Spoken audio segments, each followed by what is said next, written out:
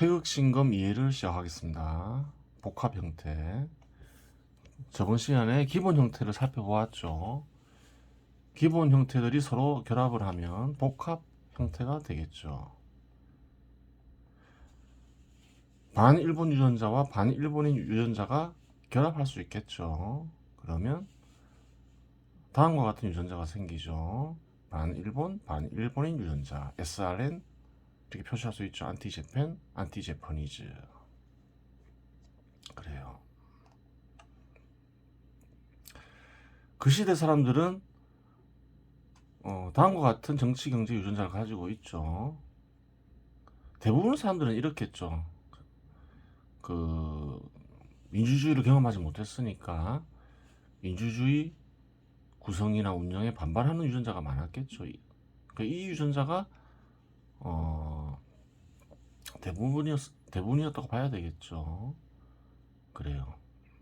시장에 대해서는 조금 긍정하고 시장 지배 제도가 도입됐으니까 민간 기업에도 일정 정도 긍정하고 강하진 않더라도 사유재산을 긍정하고 그리고 신분 제도는 부정했겠죠. 그리고 문명의 발전에 긍정하고 그랬겠죠. 일본 영토에 살던 조생진 일본인들 일부 이렇게 적어놨죠. 전부는 아니라는 거예요.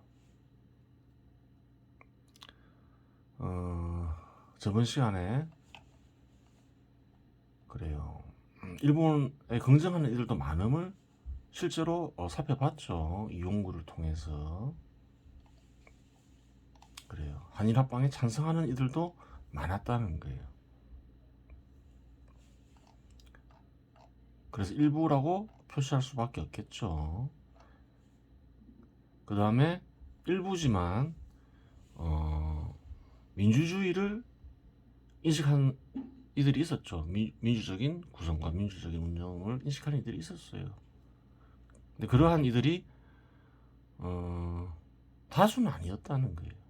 민주주의를 경험한 적이 없잖아요. 한국인들이 일제시대 때까지만 하더라도 제대로 경험해 보지 못했죠. 근데 일부 지식인들은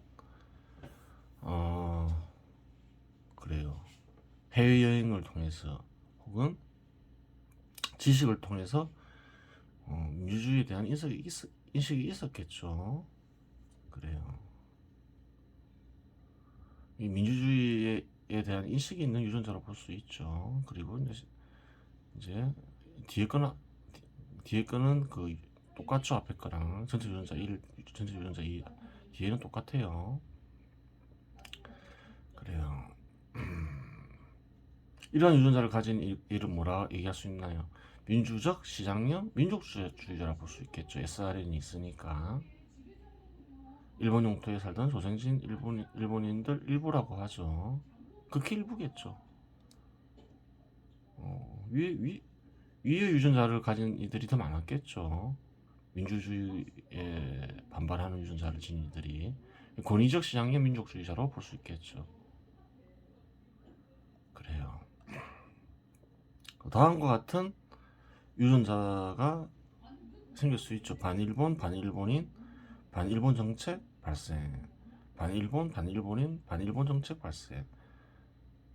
그래요.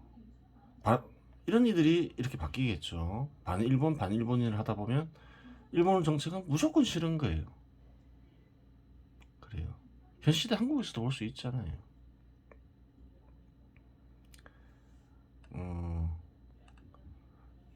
윤석열 정부를 너무 싫어하면 그게 좋은 것이든 나쁜 것이든 무조건 싫어서 비판할 수 있잖아요. 그래요. 그러한 유전자인 것이죠. SRN, 안티제펜, 안티제퍼니즈, 안티제퍼니즈 팔러시 이렇게 쓸 수 있겠죠.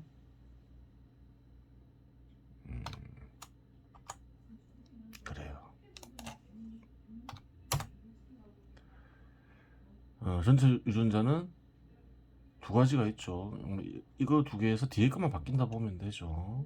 그래요. 민주주의에 반발하는 유전자가 있으니까 권위적, 시장형, 비판주의적, 민족주의자 이렇게 명칭을 붙일 수가 있는 거예요. 3.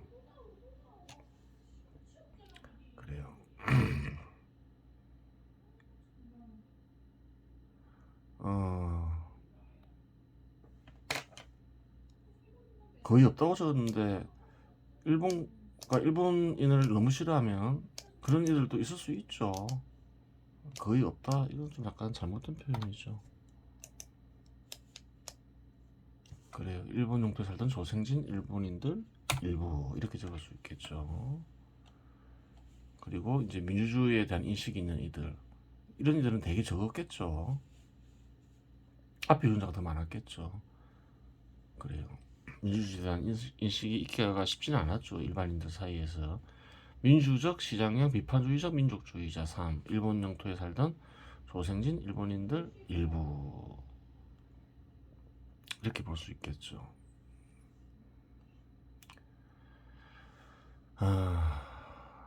그래요. 민주주의에 대한 인식이 강해지면서 강해지면 이러한 유전자가 생기는데 이러한 유전자는 실제로 언제 많이 생길까요? 그래요. 한국 정부가 세워지고 그래요. 산업화를 하죠. 근데 그 와중에 권위적 시장형이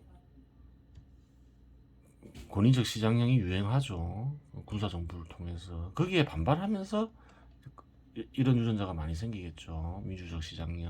민주형 인간들이 많이 생기겠죠.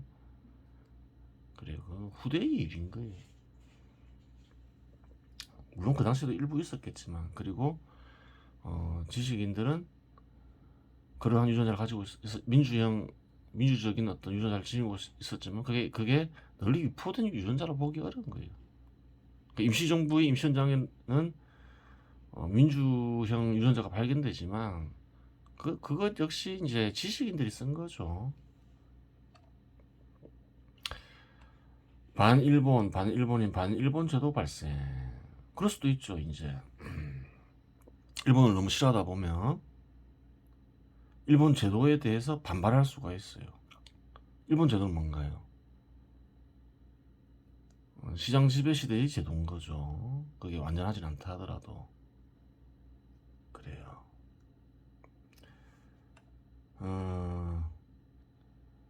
CDM 다운표 90원, ODM 다운표 90. 대표적으로 이제 민주주의에 반발하는 유전자인 거죠. 뒤에 거는 전문성과 정부의 권능에 대한 것이고. 그래요. 이런 유전자가 제일 많다겠죠. 그 다음에 이제 어떤 게 생기나요? 일본 제도에 반발하니까, 시장 지배 시대 제도에 반발하니까, M 다운표가 생기겠죠. 그리고 민간 기업에 반발하는 PE 다운표가 생기죠. 사유재산에 반발하는 PP 다운표가 생기죠. 그래요. 또 신분제도에 부정하는 신분제도를 긍정하죠. 긍정할 수 있는 거예요. 문명 발전에 긍정하는 유전자 이건 그대로 이제 당시에도 있겠죠. 있어요. 독재형 사회주의적 민족주의자, 독재적 공산주의적 민족주의자가 생기는 거죠. 그래요. 민족주의자가 아니죠. 공산주의자라고 적어야 되겠죠. SRN이 있으니까 SRN은 이제 단일 종족 국가 그게 있죠. 거의 없겠죠. 거의 없어요. 당시에 유행했던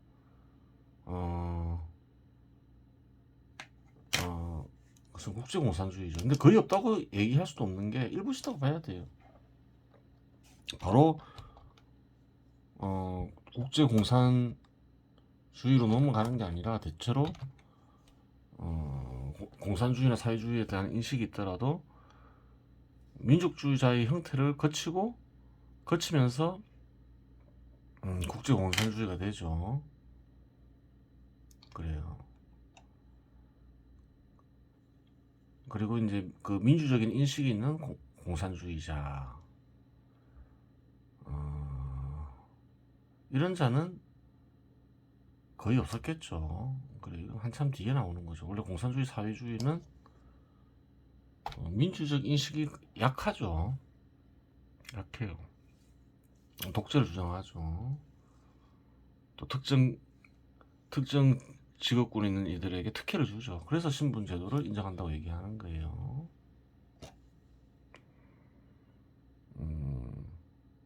근로자로 종사하는 이들이 모든 권력을 쥐어야 된다 생각하잖아요. 그러니까 신분제도를 부정하는 게 아니죠. 신분제도를 부정하는 것처럼 보이지만 그래요. 이제 변종 형태가 나오죠. 변종 형태. 반일본 유전자에 sRN이 결합하는 거예요. 안티제펜에 sRN 다운표가 붙는 거죠. 다운표가 결합하면 어떻게 되나요? sRN 다운표 재편으로 바뀌는 거죠. 그래요.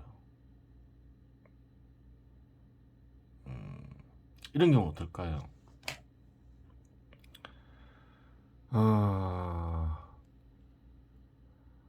sRN 안티제펜으로 죄의식을 느끼고, 예를 들어서 조선인 출신 일본인은 sRN 안티제펜을 가지고 있다 했죠. 저번에 서정주의 씨와 윤동주의 씨를 통해서 살펴봤어요. 안티제펜인데 일본인으로 살아가야 돼요. 그럼 괴롭겠죠. sRN 안티제펜이 점점 강해지면, 예전에 이론 설명했죠. sRN 다운표도 점점 강해지죠. 너무 도가 지나치면 선택을 하게 되겠죠. 독립운동을 하게 되거나, 아니면 너무 괴로우니까 안티제펜이 sRN 다운표로 바뀐다 했죠. 항상 두 유전자는 쌍으로 존재하고 같이 발전한다. 한 개가 높아지면 다른 것도 높아진다. 뒤바뀔 수 있다. 뒤바뀌면 어떻게 되나요? sRN 다운표 재팬, 일본을 긍정하게 되는 거죠. 혹은 sRN 다운표 페더럴 컨트리. 페더럴 컨트리는 뭐냐? 단순히 일본을 긍정하는 게 아니고 자치를 원하게 된다는 거예요. 연방국가를 얘기하죠. 일본은 일본인데 이제 조선인들이 많은 한반도에서는 조선인들이 일본인이지만 자치를 하겠다. 그게 이제 sRN 다운표 페더럴 컨트리죠. 실제로 그런 일이 많았냐? 많았죠. 그래요. 두 형태가 있겠죠. 두 형태 붙을 수 있죠. 이 형태가 민주주의에 반발하는 유전자가 일반적이라고 했죠. 거기에다가 이제 sRN 다운표 저편이 붙죠. 그래요. 이제 일본을 긍정하는 거예요. 일본 영토에 살던 대부분의 조생진 일본인들이죠. 대부분이 그리고 조선에 살던 사람들은 이런 유전자를 가지고 있었죠. 독립운동하는 이들 외에는 대부분 사람들이 독립운동 안 했잖아요. 일본인이라고 생각을 했던 거예요. 그것을 무엇으로 증명할 것인가? 대부분 사람들이 자기를 일본인으로 생각했다. 그래요.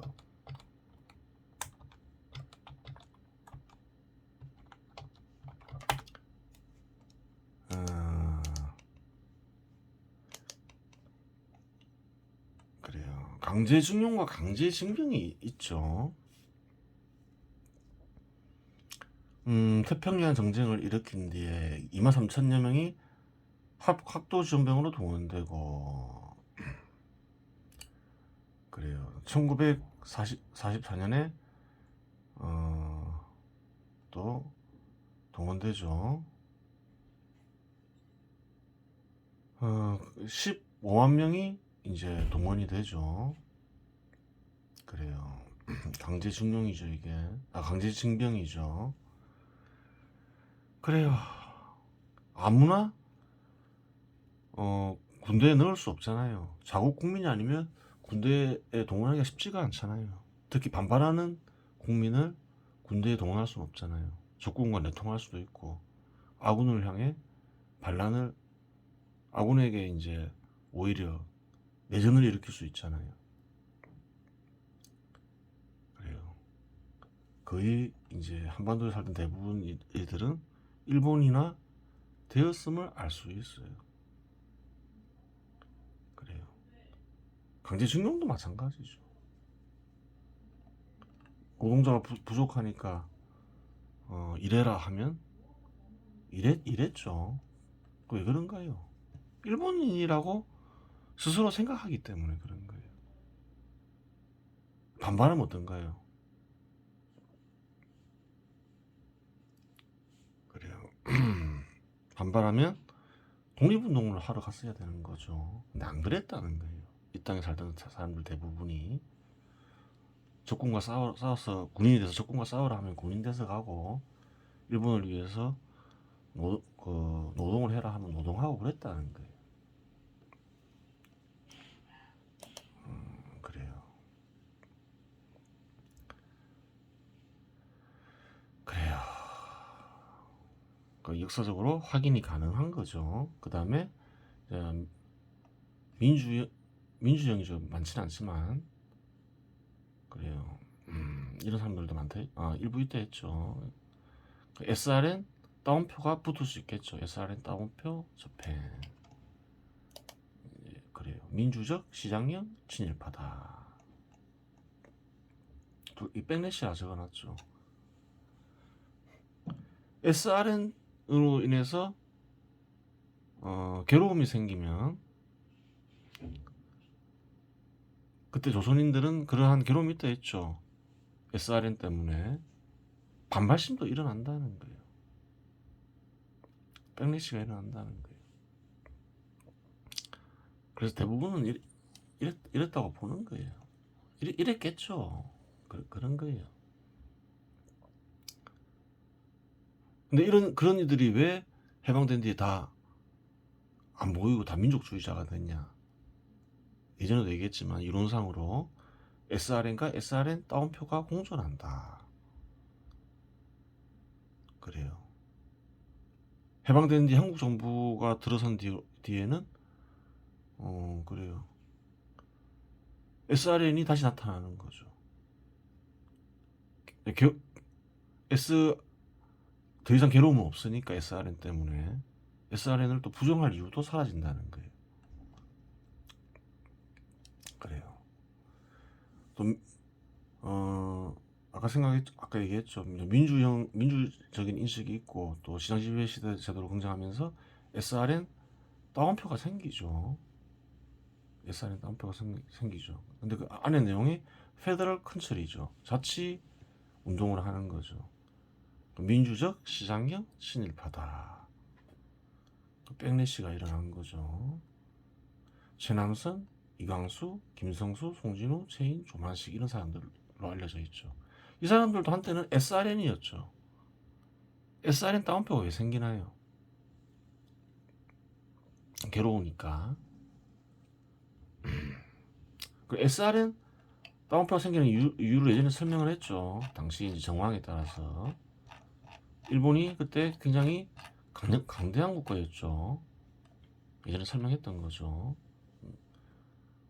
그래요.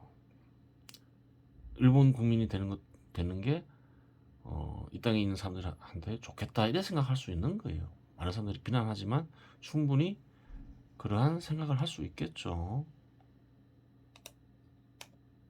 그래요. 좀 차별을 받더라도 1등 국가의 1등 국가의 국민이 되어서 살아가자. 그렇게 생각하는 게 죄는 아니라는 거예요. 한국에서는 죄로 인식되지만 그래요.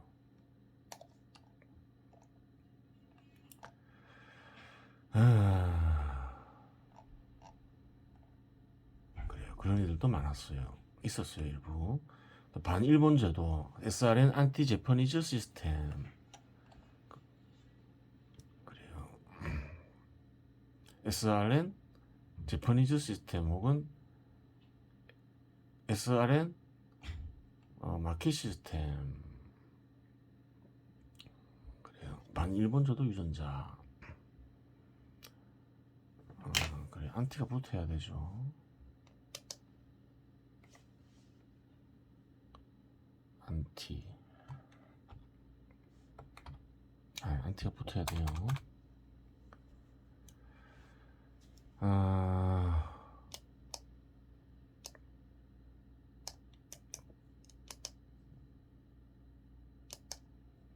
재퍼니즈 시스템은 뭔가요?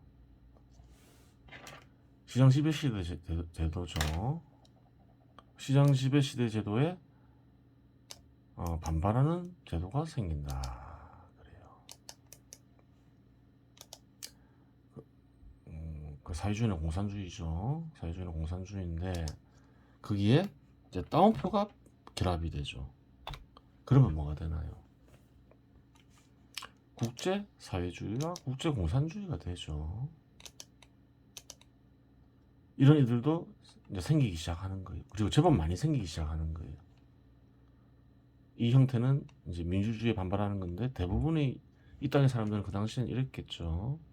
그리고 이제 시장에 반발하고 민간 기업에 반발하고 사유재 산에 반발하는 이런 유전자가 붙게 되는 거예요. 그러면서 SRN 따옴표가 생기는 거예요.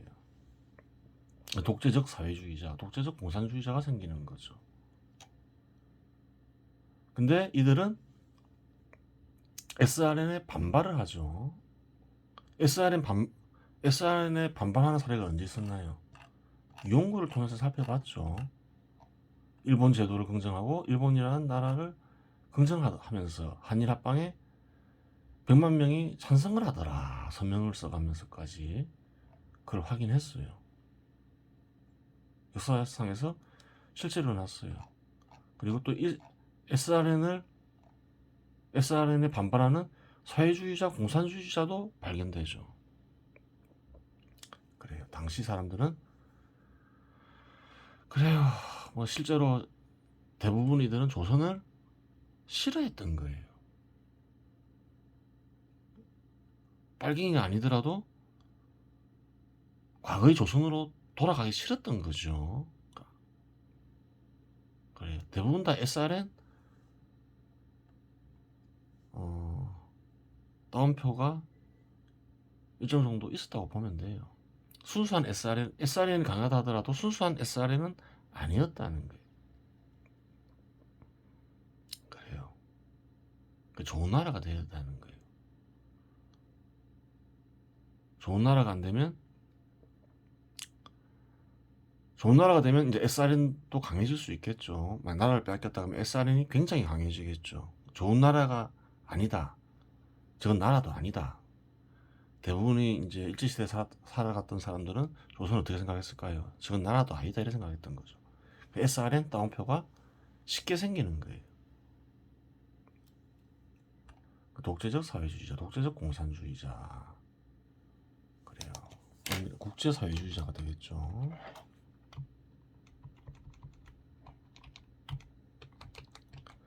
이동희, 김철훈, 김립, 여운형, 홍범도, 박헌영 이런 사람들이 있겠죠. 이런 일은 어떤가요? 레닌이나 당시 이제 소련은 볼셰키비 당이 권력을 잡았고 사회주의 국가가 됐죠. 볼셰키비 당이 있고 그 레닌이 있었죠. 레닌이나 볼셰키비 당을 접촉하고 지원을 받았다는 거죠. 그래요. 당시 소련은 어땠나요? 소련을 중심으로 한 공산당이 지배하는 나라를 세계에 만들려고 했죠. 소비에트 연방을 만들려고 했죠. 흔히 이런 사람들을 민족주의 독립운동을 한 이들이라고 생각하는데 그렇게 보면 안 돼요. 소비에트 연방을 만들려고 했던 거죠. 당시에는 국제공산주의가 유행했지 어떤 단일 국가형 사회주의가 유행한 게 아니었죠. 그렇죠. 분명하게 알아야 되는 거예요. 그걸 증명할 수 있느냐? 일단 그러면 공산당 선언을 봐야 되겠죠. 하나의 유령이 유럽을 너돌고 있다. 공산주의라는 유령이 인간의 모든 역사는 계급투쟁의 역사다. 역사를 계급투쟁으로 보는 거죠. 이게 잘못된 거예요. 인식이. 예전에 설명했죠. 시대는 세 개로 나눌 수 있죠. 원시 수렵 시대, 고대 농경국가 시대, 그 다음에 시장 지배 시대. 그래요. 그것을 가르는 건 뭔가요? 자본이죠, 자본. 사람이 필요할 때 이용하는, 필요한 것을 얻기 위해 사용하는 수단. 그 수단이 무엇이냐에 따라서 시대가 바뀌는 거예요. 시대가 바뀌는 과정에서 나타나는 현상 중에 하나가 계급투쟁이죠. 감정으로 역사를 요약하자면 인간의 모든 역사는 자본의 발전의 역사다. 이렇게 써야 되는 거예요. 하여간 그래요. 뭐라 했나요? 노동자가 똘똘 뭉쳐서 혁명을 일으켜야 된다고 했죠. 노동자에게는 조국은 없다. 그러나 노동자 계급이 국가를 장악하기 전까지는 그 자신이 민족적이다. 그러니까 권력을 잡기 전까지는 민족적인 형태를 취해야 하지만 국가를 부정해야 한다. 그렇게 얘기하죠. 공산당에 의한 그래요. 지배. 국가 같은 건 무시하는 거죠. 이게 국제 공산주의예요. 그래요. 공산주의자는 모든 나라 민주주의 정당들이 단결을 위해 노력한다. 국가별로 공산당이 있겠지만 하나로 뭉쳐서 하나의 국가를 만들어야 된다. 뭐 이런 거죠. 공산주의자는 자신들이 견해와 의도를 감추는 것을 경멸한다. 한국의 빨갱이들 안 그렇죠. 그게 좀 현실하고 좀 많이 다르죠. 세상 물정을 잘 모르는 거죠. 그래요. 전 세계의 프롤레타리아에 단결하라. 단결을 중시했던 거예요. 하나로 뭉치는 거. 그래요. 그래서 살펴보니까 현실적인 거로 그렇게 하려고 했느냐? 그렇게 했어요. 코민테른이라고 하죠. 그 시대에 코민테른이라고 있었죠. 그래요. 뭐라고 하나요? 레닌은 노동운동 역사상 처음으로 식민지 대중들에게 주목하여 후진국은 선진국 프롤레타리아의 문조를 받아 자본주의적 발전 단계를 뛰어넘어 소비에트 제도로 이행하고 일정한 발전 단계를 거쳐 공산주의로 이행할 수 있다고 주장하였다. 그 다 소비에트 연방이 돼야 된다 생각했던 거예요. 독립운동가들이 아니라는 거예요. 그래요. 그럼 북한은 뭐냐? 왜 소비에트 연방이 아니냐? 연방이 안 됐냐? 돌발적인 사태가 벌어져서 그런 거예요. 남북으로 갈리고 소비에트 연방에 편입하려고 하면 북한에 살던 한국인들이 반발하겠죠. 돌발적인 상황 때문에 소비에트 연방이 안 된 것일 뿐이에요. 그래요. 거기에는 또 당시 이제 김일성의 어떤 정치적인 어떤 야망 욕심도 있었겠죠. 그래요. 그럼 3.1운동 현 시대에 남긴 유전자를 살펴봐야 되겠죠. SRN 단일 종족 국가에 긍정하는 유전자를 남겼다. SRN 안티제펜 일본에 반발하는 유전자를 남겼다. SRN 안티제펜 안티제퍼니즈 SRN 다운표 제퍼니즈도 있다. 일본을 긍정하는 유전자도 남겼다. 그 시대에 있었겠죠. SRN 재편보다는 SRN 재편 시스템이 맞겠죠. 그래요. 그리고 이게 그거죠. 일본을 긍정하는 유전자도 남겼고 시장 지배 시대 제도를 긍정하는 유전자도 남겼다. 이렇게 되는 거예요. 그래요. 이번 시간 여기서 마치겠습니다.